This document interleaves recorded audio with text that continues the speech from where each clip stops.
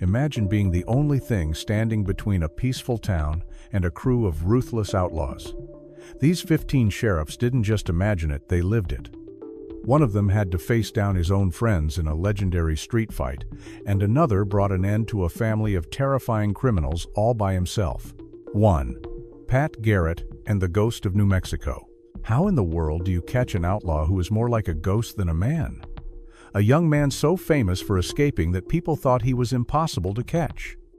Well, for Sheriff Pat Garrett, it was the job he was hired to do, and it would make him a legend. The outlaw was none other than Billy the Kid. Now, Billy was not a big, scary-looking guy. Truth be told, he was a young fella, skinny and often smiling. But don't let that fool you. He was a troublemaker of the highest order and had been involved in some very serious business, including the famous Lincoln County War. He was quick with a pistol and even quicker with his wits. He had broken out of jail before, leaving lawmen scratching their heads and looking foolish. By 1881, he was the most wanted man in the whole Southwest. That's when the big cattle ranchers hired Pat Garrett, a tall, lanky former buffalo hunter who knew the land just as well as Billy did. Garrett was elected sheriff, and his one big job was to bring Billy the Kid to justice. He tracked him for months. Garrett and his posse finally cornered Billy and his small crew at a stone house in a place called Stinking Springs. After a long standoff where Billy's friends were defeated, Billy finally gave up.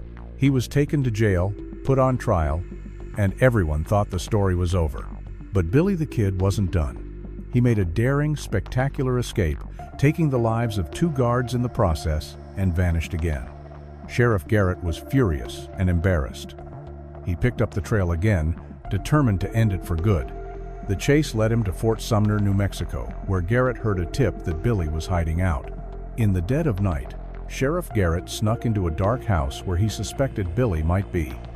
In a moment of pure chance and confusion in the dark, Pat Garrett recognized the outlaw's voice and reacted, ending the legend of Billy the Kid forever.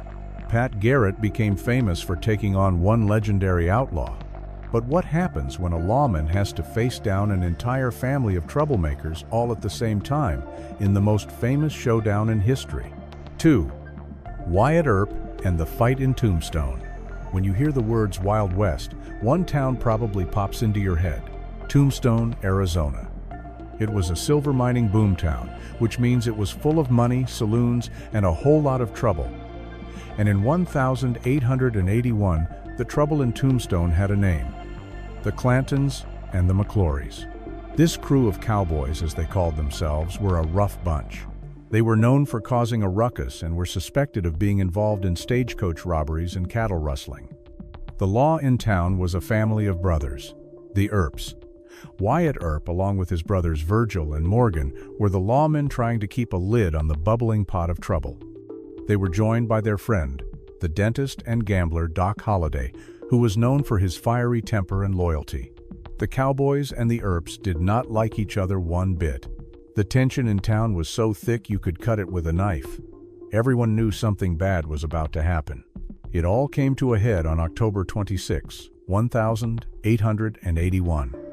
The cowboys had been making threats and were seen carrying their weapons inside the town limits, which was against the rules. Virgil Earp, the town marshal, decided he had to disarm them. He, Wyatt, Morgan, and Doc Holliday all walked down the street to a vacant lot near a horse corral known as the OK Corral. There they found the Clanton and McClory brothers waiting. Words were exchanged, voices were raised, and then history was made. No one knows for sure who fired the first shot, but in about 30 seconds, close to 30 bullets were exchanged in a chaotic, close-quarters battle. When the smoke cleared, 3 of the cowboys were gone from the world, and Virgil and Morgan Earp, along with Doc Holliday, were wounded. Wyatt Earp was the only one left standing without a scratch.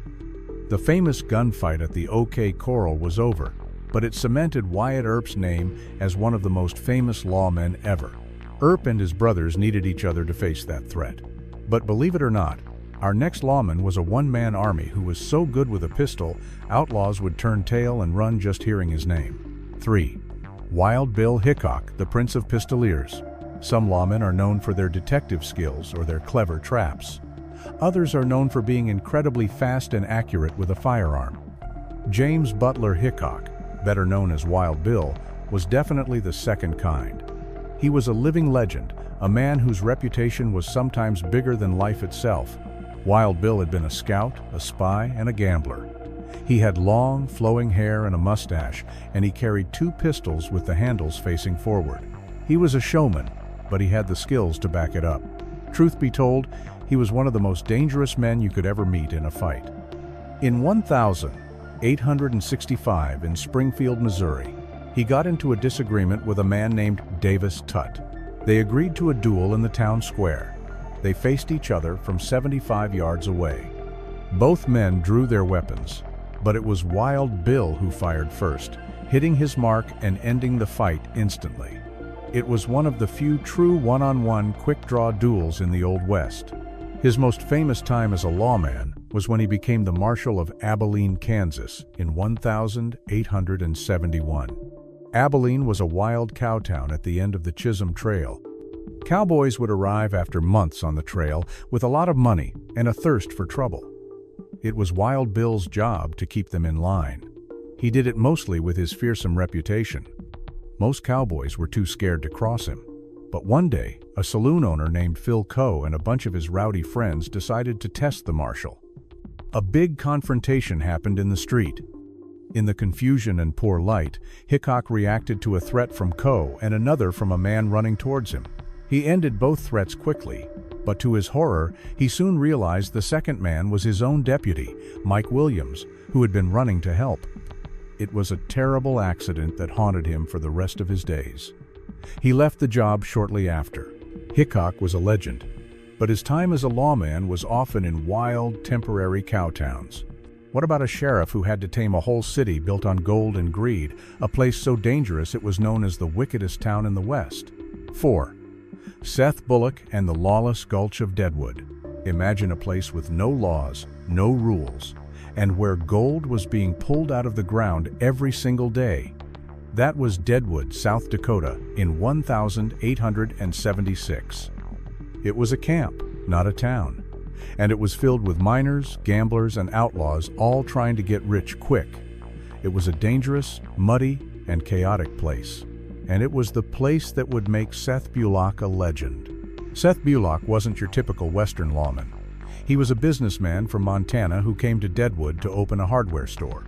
He was known for being a serious, no-nonsense man with a stare that could freeze fire. When the previous marshal of Deadwood, Wild Bill Hickok, met his untimely end at a card table, the town was in desperate need of a real lawman. The town leaders looked around and saw Seth Bullock, a man who commanded respect without even trying. They made him the sheriff. Bullock's way of keeping the peace was different. He didn't get into a lot of fancy gunfights.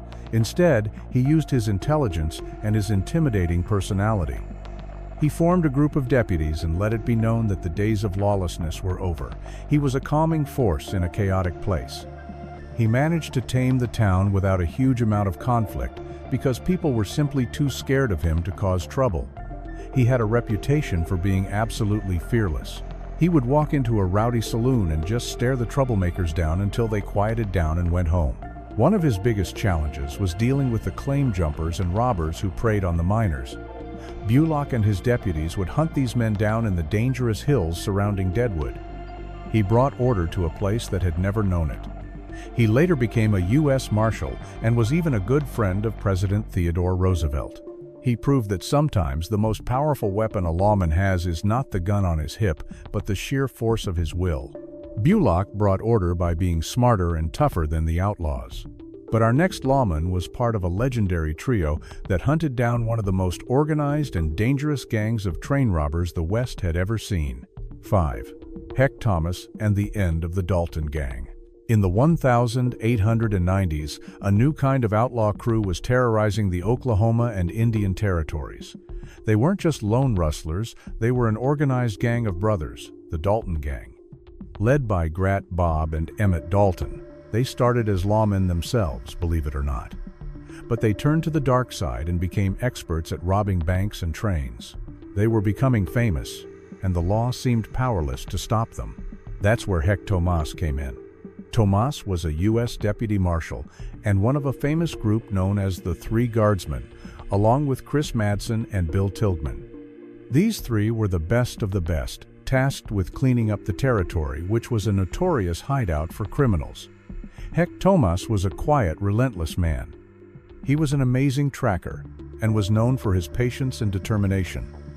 Once he was on your trail, he never, ever gave up.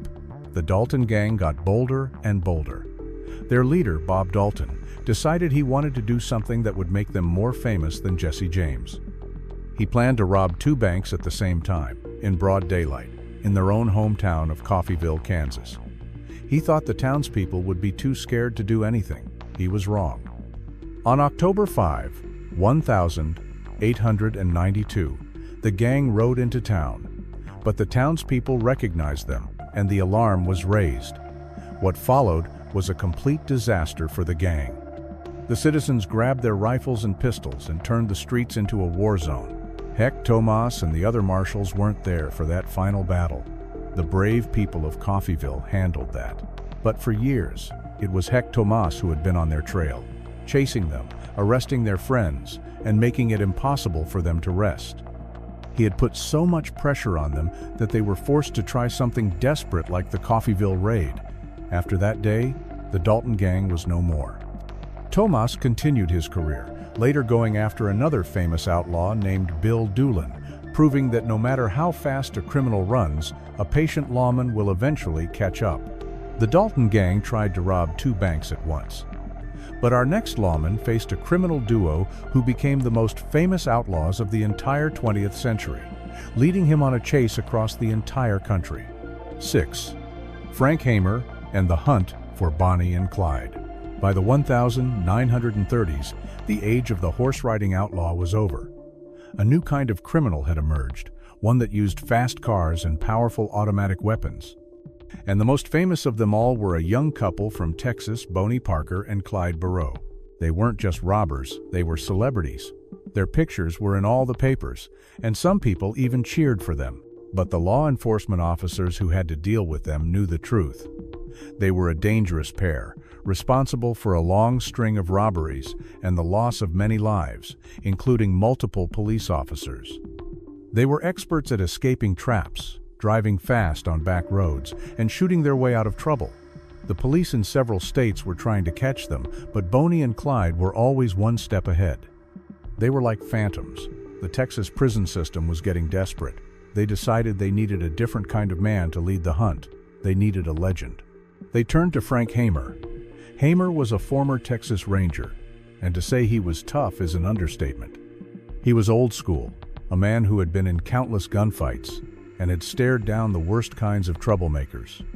He was tall, quiet, and had eyes that seemed to see right through you. He was retired, but he agreed to take the job. Hamer was a master detective and tracker. He didn't just chase Bonnie and Clyde, he studied them. He learned their habits, figured out where they liked to hide, and even predicted where they would go next. He knew they often traveled in a pattern, visiting their families. Hamer and a posse of officers from Texas and Louisiana gathered information that the criminal couple would be heading down a lonely road in Louisiana. They knew the route. On May 23, 1934, Hamer and his men set up an ambush on the side of that road. They hid in the bushes and waited. When Bonnie and Clyde's car came into view, the lawmen were ready.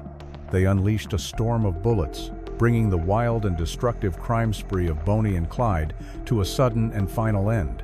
Frank Hamer proved that even in the modern age of fast cars, an old-fashioned, determined lawman could still get the job done. Frank Hamer was a legendary white lawman, but one of the greatest lawmen in all of American history was a black man, a former slave who brought in thousands of outlaws and was the real-life inspiration for the Lone Ranger. 7. Bass Reeves, the indomitable U.S. Marshal. Imagine being a lawman in a territory the size of a state, with a warrant for a dangerous outlaw, and having to ride for days or weeks just to find them. Now imagine doing that for over 30 years and bringing in more than 30 criminals. That was the life of Boss Reeves, one of the first black U.S. deputy marshals west of the Mississippi River. Boss Reeves was a giant of a man, standing well over 6 feet tall. He was born into slavery in Arkansas and later escaped into what was then known as Indian Territory, now Oklahoma. He lived with the Cherokee, Creek, and Seminole people, learning their languages and the geography of the wild land. This knowledge would later make him one of the most effective lawmen in history. After the Civil War, he was a free man, and in 1875, the famous hanging judge, Isaac Parker, hired him as a deputy marshal. His job was to bring law to the 75 square miles of Indian Territory, a place where many outlaws went to hide. Reeves was a master of disguise. He would pretend to be a cowboy, a farmer, or even an outlaw himself to get close to the criminals he was hunting. He was also an expert with both a pistol and a rifle and was known for being a straight shot. But he preferred to bring his prisoners in alive if he could. He had many close calls and was shot at countless times, but he was never seriously injured. He would ride out of Fort Smith, Arkansas with a pocket full of warrants, a wagon, a cook, and his horse. He would often be gone for months at a time, returning with a dozen or more prisoners chained to his wagon. One of his most difficult moments was when he was given a warrant for his own son, who was wanted for a very serious crime. It was a heartbreaking duty, but Boss Reeves was a man of the law. He tracked his own son down and arrested him, just as he would have any other person. He was a man of incredible integrity and courage, a true hero of the West, whose story was almost forgotten for many years. Boss Reeves was known for his clever disguises and brilliant detective work. But our next sheriff was known for something else entirely. He was known for walking into a fight against impossible odds and coming out the winner all by himself. 8. Commodore Perry Owens and the Holbrook Shootout. Some lawmen rely on a posse, some rely on a plan, and some, like Commodore Perry Owens, just rely on the lightning-fast speed of their hands and the deadly accuracy of their aim. In the town of Holbrook, Arizona, Owens became a legend in a gun battle that lasted less than a minute but would be talked about for 100 years. Owens was the sheriff of Apache County in 1887.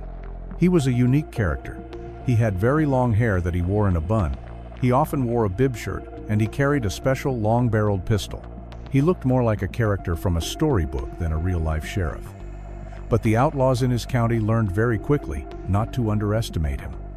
His biggest problem was a local family of troublemakers, the Blevins family, who were mixed up with a dangerous gang of cattle rustlers called the Cooper Gang. One day, Sheriff Owens got a warrant for a man named Andy Blevins, also known as Andy Cooper, who was hiding at the family house in Holbrook. Owens rode up to the house alone. He knocked on the door and calmly said he had a warrant. What happened next was pure chaos. Andy Blevins opened the door and fired a shot at the sheriff. Owens, with incredible speed, fired back, striking Andy. Another man named John Blevins fired at Owens through a side door. Owens whirled and fired, hitting him too. Then, a friend of the family, Mose Roberts, jumped through a window with a pistol. Owens turned and fired again, and Roberts went down. As all this was happening, the youngest Blevins boy, just 15 years old, picked up his brother's pistol and aimed it at the sheriff. Owens had a clear shot, but he chose not to take the boy's life, instead putting a bullet in his arm. In a matter of seconds, Sheriff Owens had faced 4 armed men by himself. He had ended the criminal careers of 3 of them and wounded the 4th. He walked away from the house without a single scratch on him. The event became known as the Holbrook Shootout, and it cemented Commodore Perry Owens's place as one of the deadliest lawmen of the Old West. Facing 4 men at once is unbelievable. But get this. Our next hero was a young man who, as a simple citizen, found himself in a shootout against 80 men, a fight that made him a folk hero and launched his career in law. 9. El Fuego Baca and the Frisco Miracle. The story of El Fuego Baca sounds like something straight out of a tall tale. If you heard it in a movie, you would say it was too unbelievable to be true. But believe it or not, it really happened. It was a showdown so incredible that it turned a regular young man into a living legend overnight. It all went down in a town called Frisco, New Mexico, back in 1884. El Fuego Baca was a young, self-appointed lawman who was not yet 20 years old. He saw a local cowboy causing a lot of trouble and decided to arrest him. This made the cowboys' friends, a group of about 80 other cowboys from a nearby ranch, very angry. They wanted their friend back, and they were not asking nicely. They chased Baca, who took refuge in a small, run-down adobe shack. The shack was barely standing, made of mud and wood. The cowboys surrounded the little shack and demanded that Baca come out. He refused. So, they decided to tear the house down with bullets. For the next 36 hours, those 80 men fired at that tiny shack. They turned the walls into Swiss cheese. Experts estimate that over 40 shots were fired into that little building. The stove inside was hit so many times it looked like a pepper shaker. Miraculously, the floor of the shack was dug a little lower than the ground outside, and Baca was able to lie flat on the dirt floor, avoiding the storm of lead that was flying over his head. But Baca didn't just hide. He fired back. He was a good shot, and he kept the cowboys from getting too close. He managed to stop 4 of them and wounded several others. After a day and a half of constant battle, the cowboys finally gave up. A local deputy marshal arrived and talked Baca into surrendering, promising him a fair trial. When he walked out of that shredded shack without a scratch on him, the people couldn't believe their eyes. They called it a miracle. He was put on trial, but when the jury saw the door from the shack, which had nearly 400 bullet holes in it, they found him not guilty. The event made El Fuego Baca so famous that he went on to have a long and successful career as a real lawyer and sheriff.